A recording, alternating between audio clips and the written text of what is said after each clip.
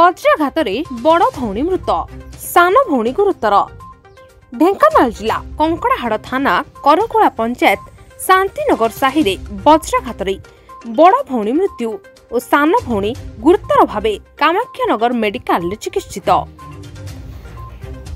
ନାବାଳିକା ଦୁଇ ଭଉଣୀ ହେଉଛନ୍ତି ସେହି ଗ୍ରାମର କଷ୍ଟୁ ଦେହୁରୀଙ୍କ 11 ବର୍ଷୀୟ ନାବାଳିକା ଝିଅ ସାବିତ୍ରୀ ଦେହୁରୀ ଓ 9 ବର୍ଷୀୟ ସାନ ଝିଅ ଶ୍ରାବଣୀ ଦେହୁରୀ।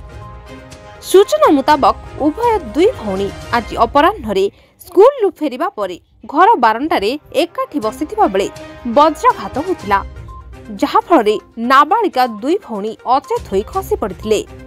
तेबे उभयों को एम्बुलेंस जोगे परिवार लोक कामाक्षानगर मेडिकल को आनिथिले। सेठारे बड़ भौणी सावित्री देहुरी को डाक्तर मृत घोषणा करथिबा बेले सान भौणी श्रावणी देहुरी एबे गुरुतर भावे चिकित्सित हेउछंती।